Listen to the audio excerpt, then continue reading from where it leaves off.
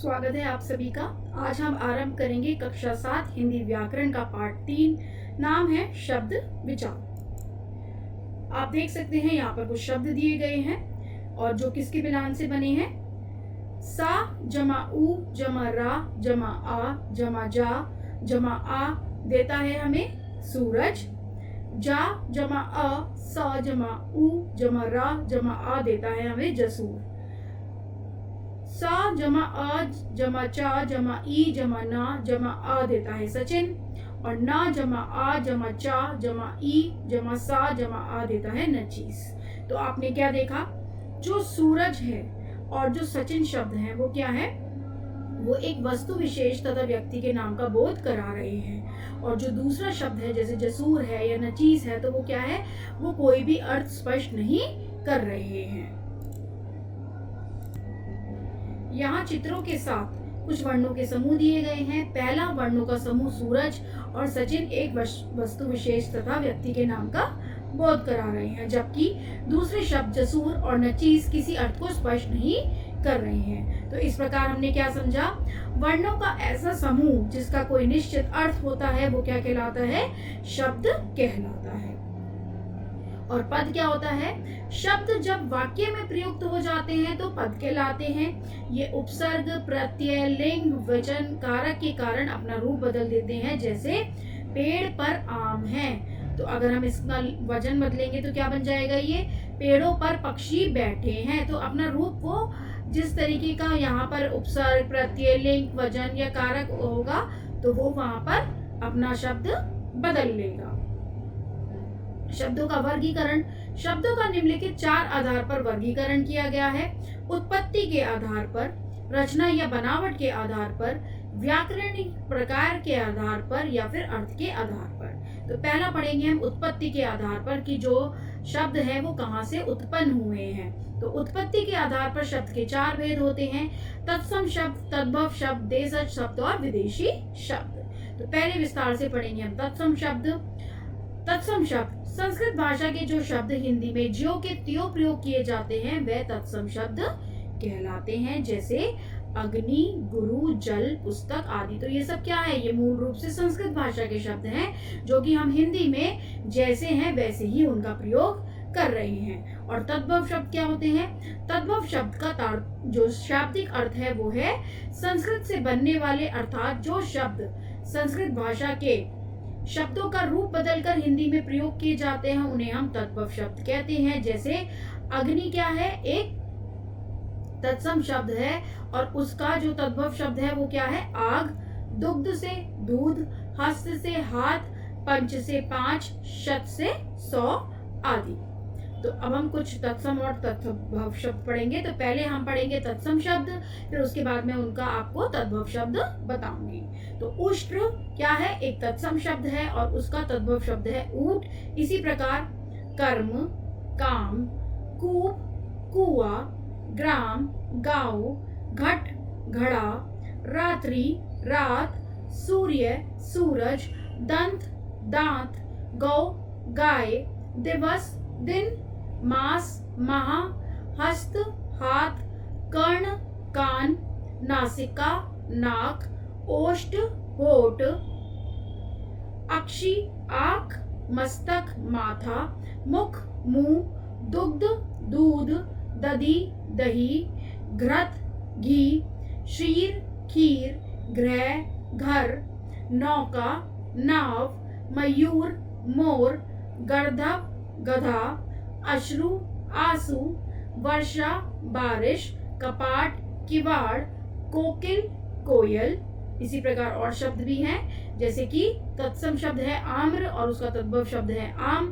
पीत, पीला, हरित, हरा, श्वेत, सफेद, कृष्ण, काला, सर्प, सांप, वधु, बहू, लज्जा, लाज, जीवा, जीव, वाष्प, भाप, सूर्य, सूरज, चंद्र, चांद, स्वर्ण, सोना, घोटक, घोड़ा, निद्रा, नींद। फिर आते हैं हम देशज शब्द पर। देशज शब्द क्या होते हैं, जो कि सामान्य बोलचाल की जो हमारी भाषा होती है उसमें वो प्रचलित होते हैं या फिर जो उनका प्रभाव है वो क्षेत्रीय बोली से आता है हिंदी भाषा में। तो जो शब्द सामान्य बोलचाल की भाषा में प्रचलित होते हैं और क्षेत्रीय बोलियों के प्रभाव के कारण हिंदी में आ जाते हैं, उन्हें हम देशज शब्द कहते हैं, जैसे सड़क, थैला, कपड़ा, खिड़की, डिबिया, चिड़िया आदि। तो ये क्या है, सामान्य बोलचाल की भाषा में प्रचलित हैं, प्रख्यात हैं। फिर आता है विदेशी शब्द।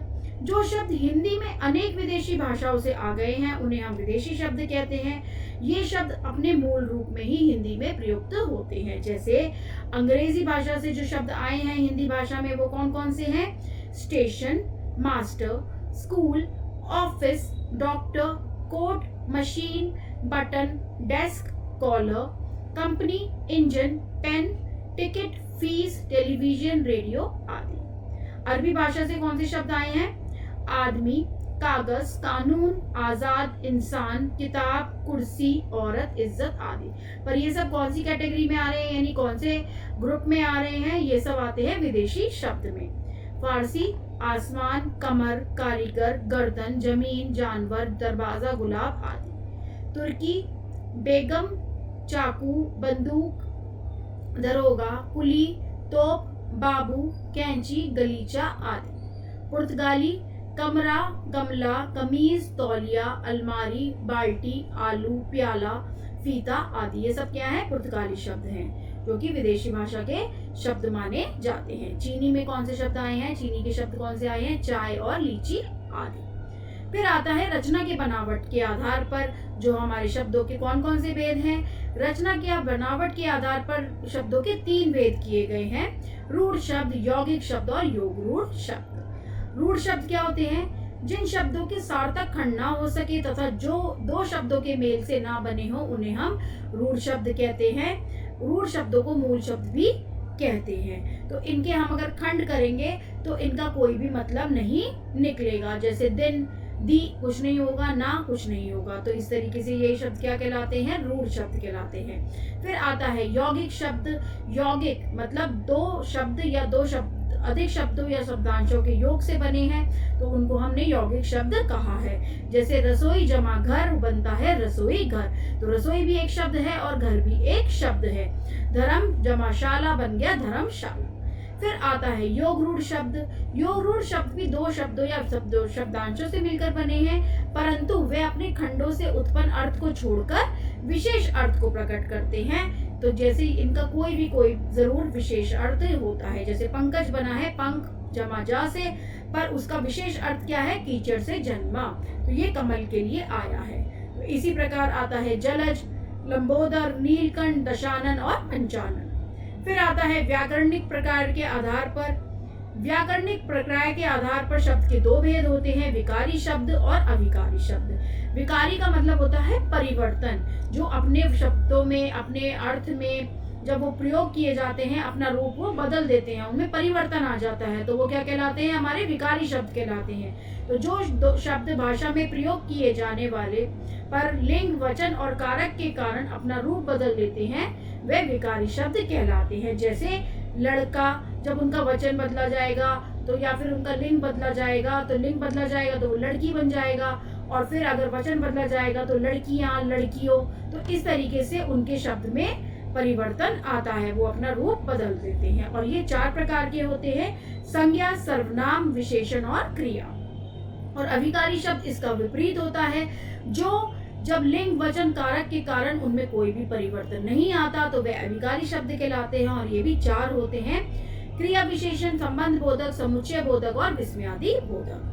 तो आगे पढ़ेंगे हम अर्थ के आधार पर। अर्थ के आधार पर शब्दों के 2 भेद होते हैं: निरर्थक शब्द और सार्थक शब्द। जैसे इसका नाम बता रहा है निरर्थक, निरर्थक। तो निरर्थक क्या है कि मतलब उस कोई भी वर्ण समूह का कोई भी अर्थ नहीं है, तो वह निरर्थक शब्द होते हैं। तो जिन वर्ण समूह का कोई अर्थ नहीं होता वह निरर्थक शब्द होते हैं। जैसे चूचू कभी कभी वाक्य में प्रयुक्त होकर निरर्थक शब्द भी अर्थ दे देते हैं। जैसे चिड़िया चूचू करती है।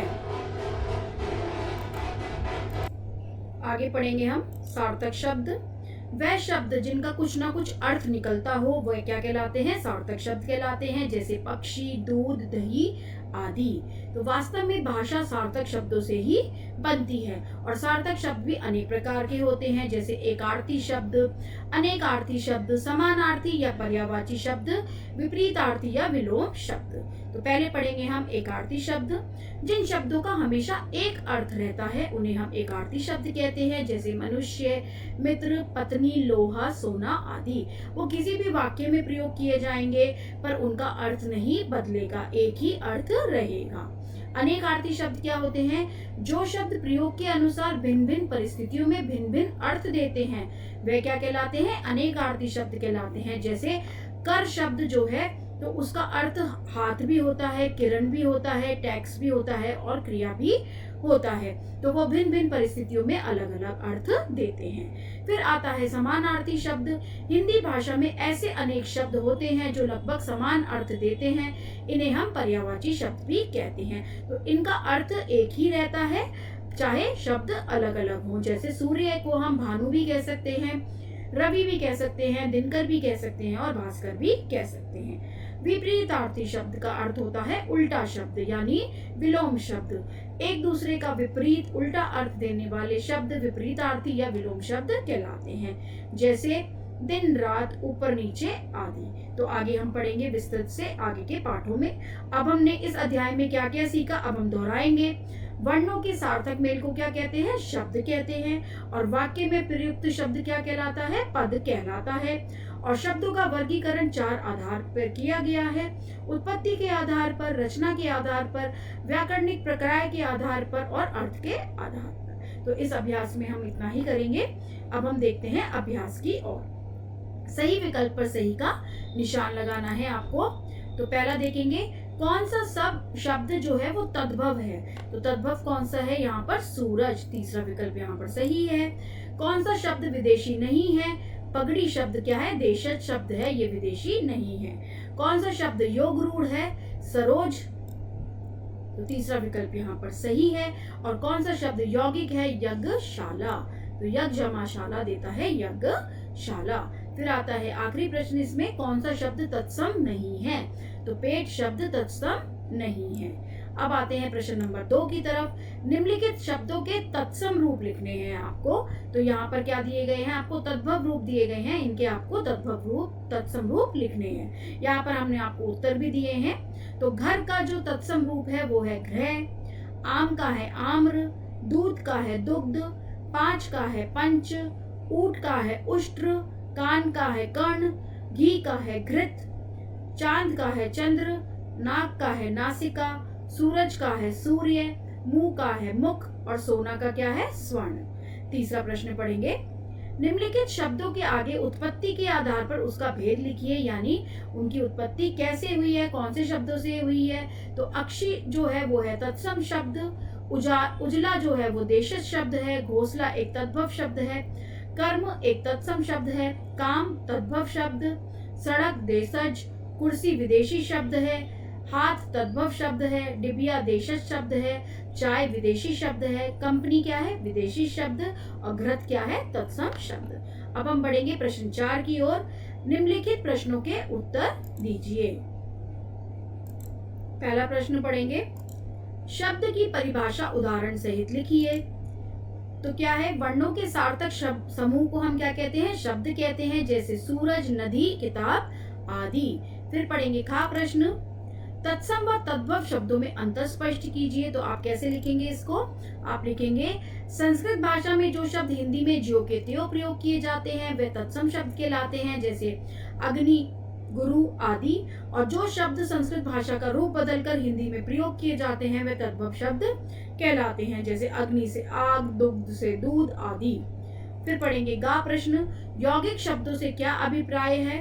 तो आप लिखेंगे जो शब्द 2 या 2 से अधिक शब्दों या शब्दांशों के योग से बने हों वो यौगिक शब्द कहलाते हैं, जैसे रसोई घर, धर्मशाला। घा प्रश्न पढ़ेंगे, विकारी शब्द किसे कहते हैं। विकारी शब्द क्या होते हैं? जो शब्द भाषा में प्रयोग किए जाने पर लिंग, वचन और कारक के कारण अपना रूप बदल लेते हैं, जिनमें परिवर्तन आ जाता है, वह विकारी शब्द कहलाते हैं। फिर आता है हमारा आखिरी प्रश्न, अविकारी शब्द की परिभाषा व उसके भेद लिखने हैं आपको। तो कैसे लिखेंगे? वह शब्द जिनमें लिंग, वचन, कारक के कारण कोई परिवर्तन नहीं होता, वह अविकारी शब्द कहलाते हैं। और अविकारी शब्द कितने प्रकार के होते हैं? अविकारी शब्द 4 प्रकार के होते हैं: क्रिया विशेषण, संबंध बोधक, समुच्चय बोधक और विस्मयादि बोधक। तो इस पार्ट में हम इतना ही पढ़ेंगे। आशा करती हूँ आप सभी को समझ आया होगा। बहुत बहुत धन्यवाद।